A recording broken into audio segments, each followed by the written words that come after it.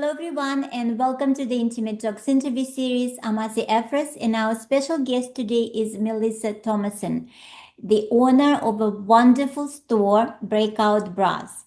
Hi, Melissa. So nice to Hello. have you with us today. Thank you so much. Thanks for having me. So, I wanted to talk to you for the longest time because you have a fantastic store and you can share all of your secrets, I'm sure, today. So your store was, you started Breakout Bras in 2000. What were the highlights of store's evolution?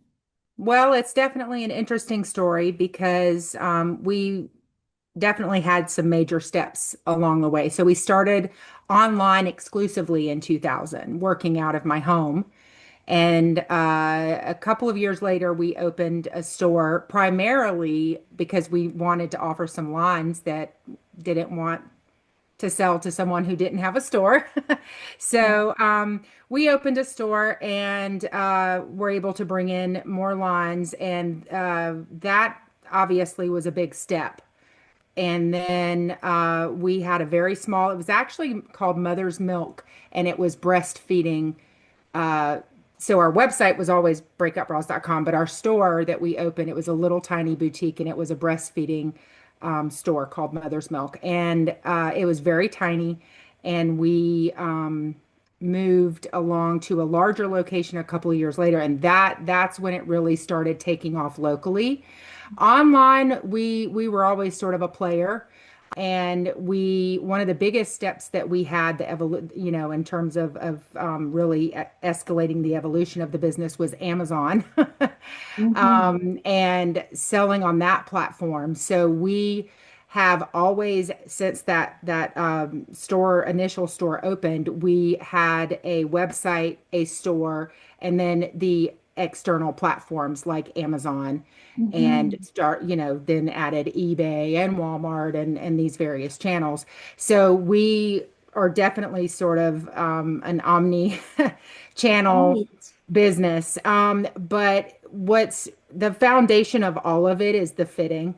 So, we can't do any of it without that. But so that was a huge step for us, and it really took our business to the next level in terms of just success and monetary, the ability to add new lines. We went to a larger space. And actually at that point we were very focused in the local business. But then things sort of shifted. A lot more people started going to the Amazon platform, and we had, just a lot more competition. We focused more on the online business and started not focusing as much on the retail business and our own website. And that took us to really great heights for Mhm. success. But obviously, the local business suffered. We had local business. We always have had local business. It's just that wasn't where we put all of our time, energy, and money. Mhm. And that was for many, many years.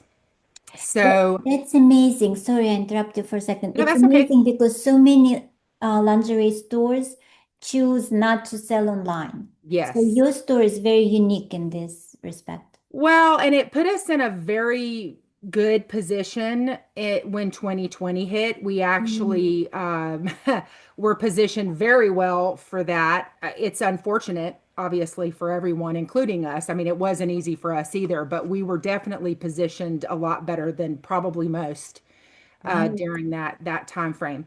Yes, that's another milestone. But honestly, since then, we've been shifting away more from the online part of our business Mm. to the website and our retail location in Greenville, South Carolina. So, and even more so the last couple of years since we moved to our new location. It's a really beautiful, great location. It looks more like a boutique, a place you want to shop. Mhm. It's very inviting and lovely, and has beautiful displays and beautiful dressing rooms and all of that. So the opening of that store, it was just a little over 2 years ago. That's really when the shift truly started happening. Plus Amazon and some of the other online platforms, while while a lot of people really gravitate to purchasing online right now, it's a very difficult world to navigate, and Mhm. it changes all the time. I've been shifting and pivoting constantly for 20 plus years. It's an incredibly difficult place to live in. It's a very difficult place, space to be, but and it's just getting harder and harder. Customers are very demanding online. Places like Amazon, Walmart, all these larger boxes have sort of created a culture of the customer gets everything they want. They get free Mhm. shipping, they get free returns, they can damage the product, and then we have to pay for it all. Mhm. So, and that's very difficult also to deal with. And the return rate is insane. So you mentioned a lot of boutiques considering that, and some of the pros and some of the cons for that. I think if you have a website for your store to supplement your store, to highlight your products to as an informational tool for Mhm. your local boutiques, I think that's fantastic. I think letting them, or we have a lot of people come in from far away, like hours away. Being able to ship to them obviously is fantastic. Mhm. We love that, and we have a lot of people get fitted. So I think it's great. I think every boutique should have one at the very least for informational purposes for their existing customers or potential customers in the area. Mhm. But to take it beyond that and to really try to grow it, you have to, the logistics of that, you have to have a warehouse. Normally you have to have shippers, you have to have all of the return rate, and just the customers in general are not the same as what you encounter in store. In store, you fit them, you help them, you educate them, and they understand. They get the right products that are good for their breast shape and body, and versus people online who are all going to come in initially, wanting to wear a 38 double D or something of that nature. So not that they don't exist, it's just we want customers, and our website has always been very focused on fitting. Mhm. So if I think it's just very difficult to capture the type of customer you get in store, and you're not able online to as easily educate them about what it is that they need and Right. why. Right. It's very difficult. There's a lot of difference, a big difference Right. between, your in-store and your online customer. Right. It's almost like you're running three businesses, right? I That absolutely am. Yes. yeah, your Yes, ma'am. store, your website, and other online sites as well. So what can people expect when they visit your store? Well, the first thing is you're going to walk into a runway with a beautiful showroom, and you're going to, a lot of people who've never been there before kind of look around, and they are a little confused, to be honest with Mhm. you, which is why we have people greet them pretty much immediately, and explain to them what we do. We just explain our sizing and what it is that they can expect when they go in the back. We do not have product out for sale Mhm. on anywhere on the floor other than just some accessories Mhm. like soak wash or lingerie wash, or just some little knicky-knack type things, tape. But we do not have product out on the floor, and it's not because we don't want people, buying stuff. It's that basically people gravitate towards things that don't work for them. Mhm. So, like, and it's the same thing that happens on a website. They're like, oh, that's so pretty. Oh, it's not in my size. Oh, Right. I love this. Oh, no, that doesn't fit. So, and then most of them, I mean, they've been on this journey for decades normally, 20, 30 years. They're in their, 30s, 40s, 50s, trying to figure out for the first time what size they are. Well, they keep looking sort of in the same place, but, Mhm. not and continuing not to find something that works for them. Mhm. So when you come in, we explain to you that looking for a different result but looking for the same thing and gravitating towards things that don't work for you, that's not going to help. So, and they don't know what they need.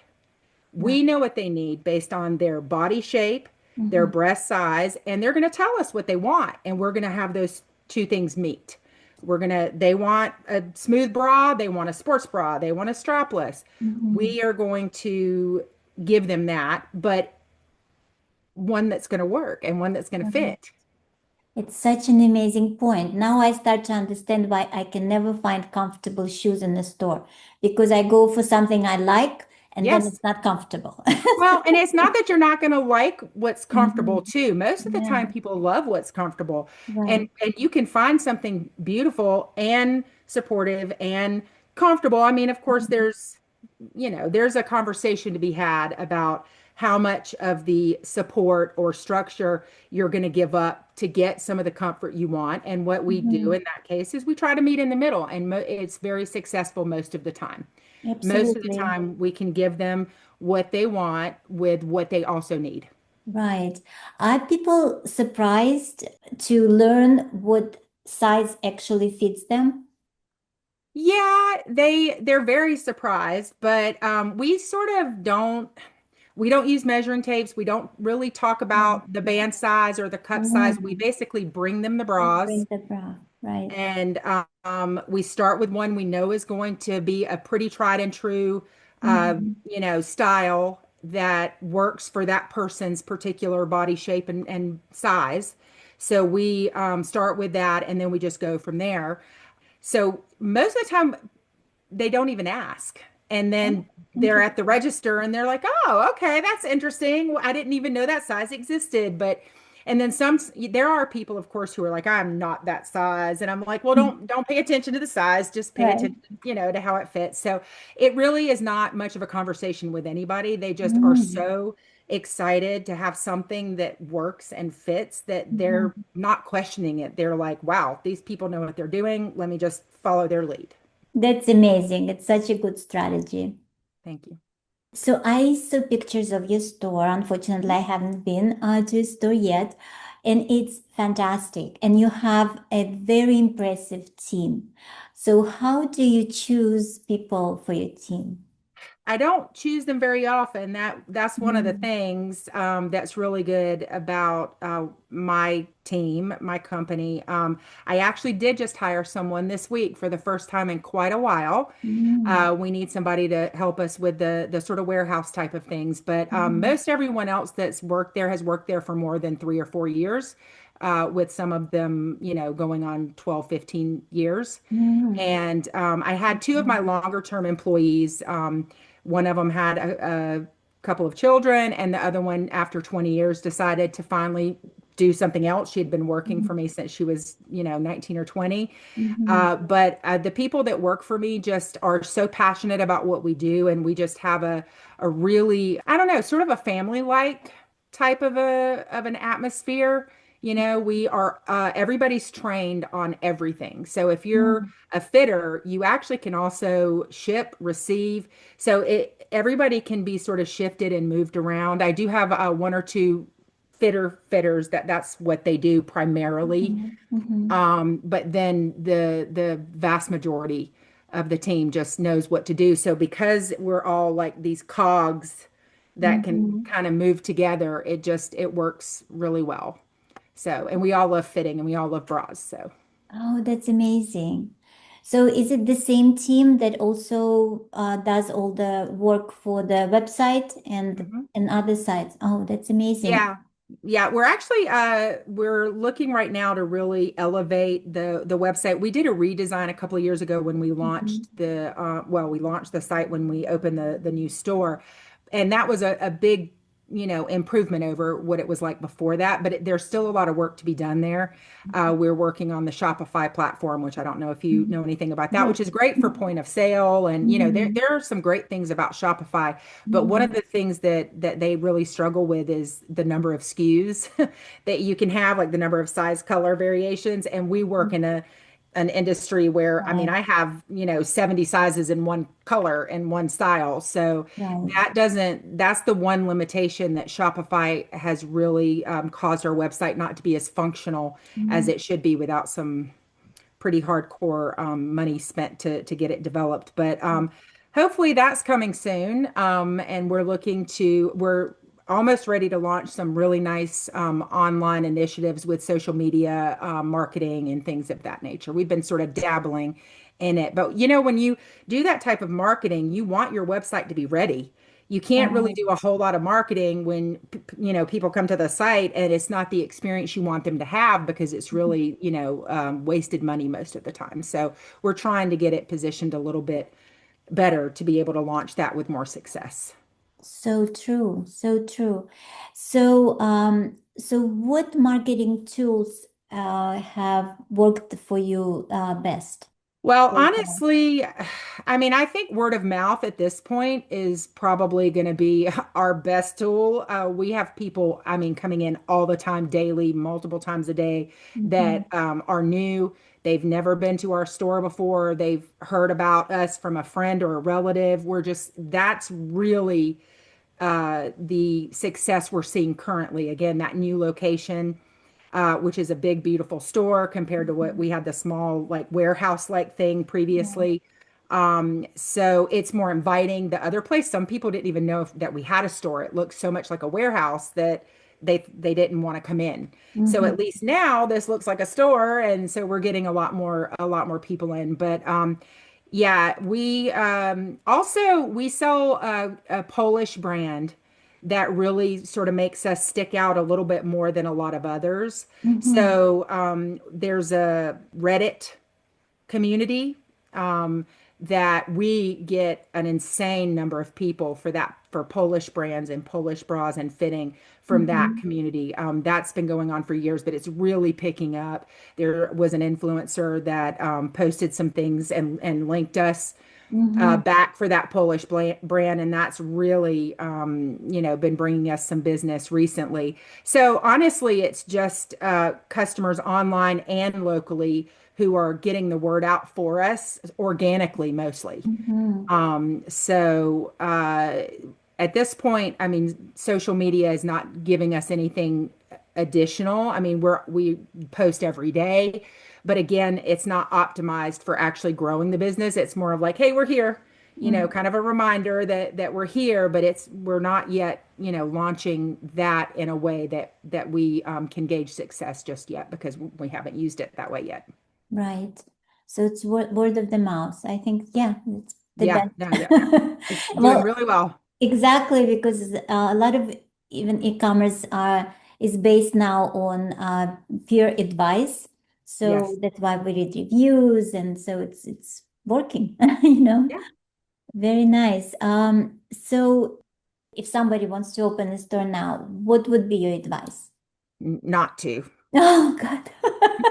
No, Okay. I'm serious. I would not open this business again. And I Mm, think that unless you really want to deal with a lot of SKUs, mhm, a lot of stock, mhm, and I think that so one thing that I think some boutiques do that I would not be successful or for us or would not, in my opinion, work.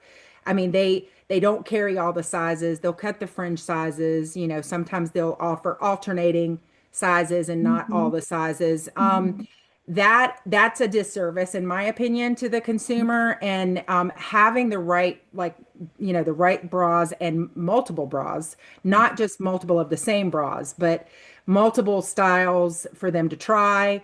That's one thing about my store that I think other stores don't have because I have all of the inventory that supports my online business that mhm, allows me to have a much larger selection for mhm, my in-store customers. mhm, So that is, I would definitely recommend that if you're going to open a store, it needs to just be small, very specialized, not this vast selection.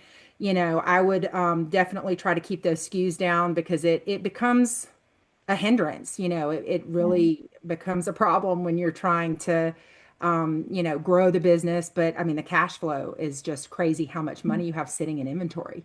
right.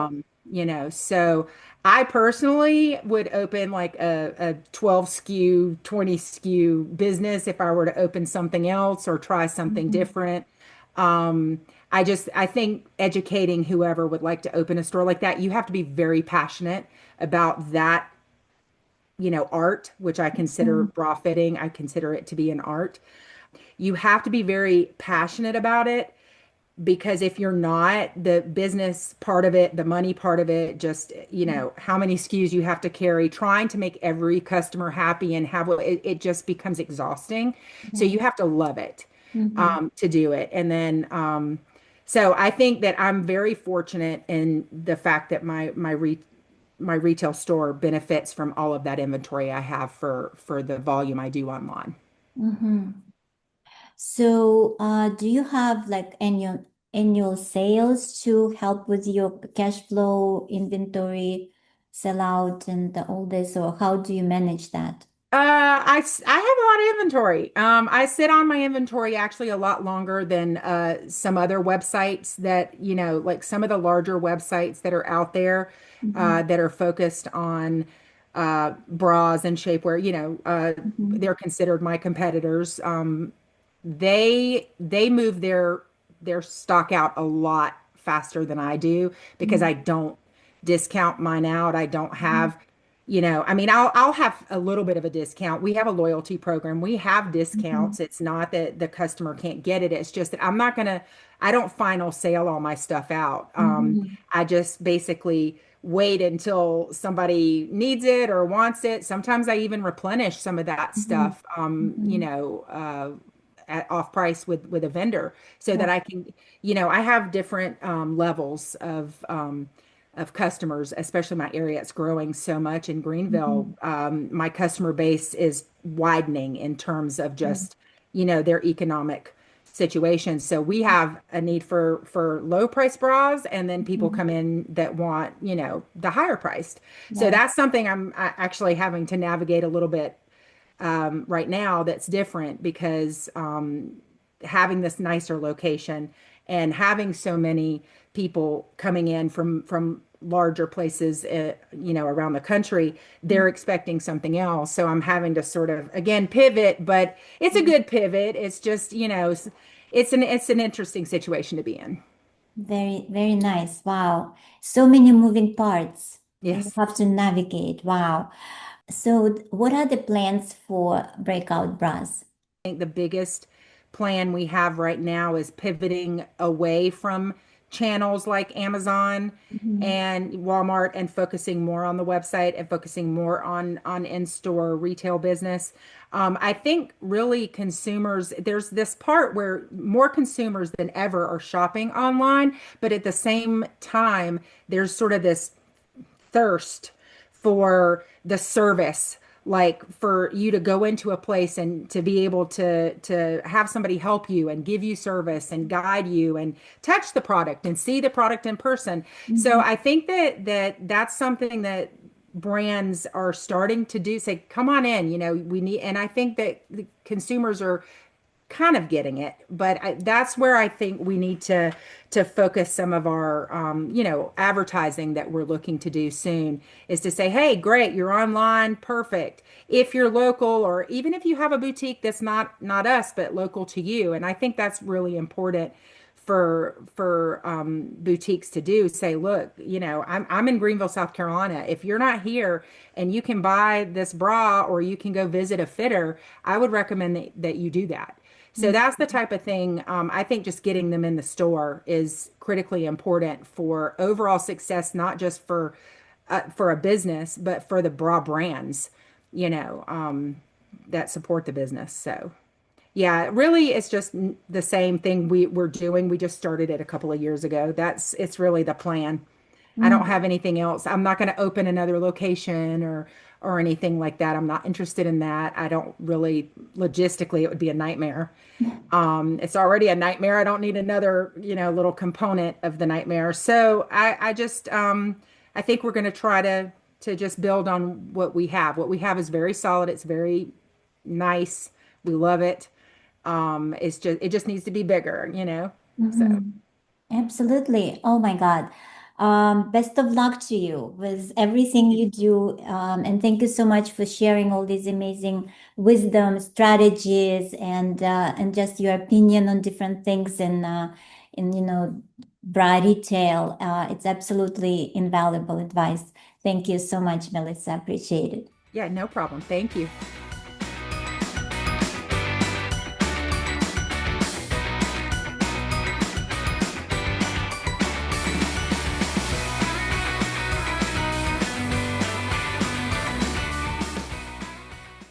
Thank you so much for watching. And if you find this content useful, please like the video, subscribe to the channel, hit that notification bell to see more videos from Intimate Talks interview series. I'm Efros. Thank you so much for watching.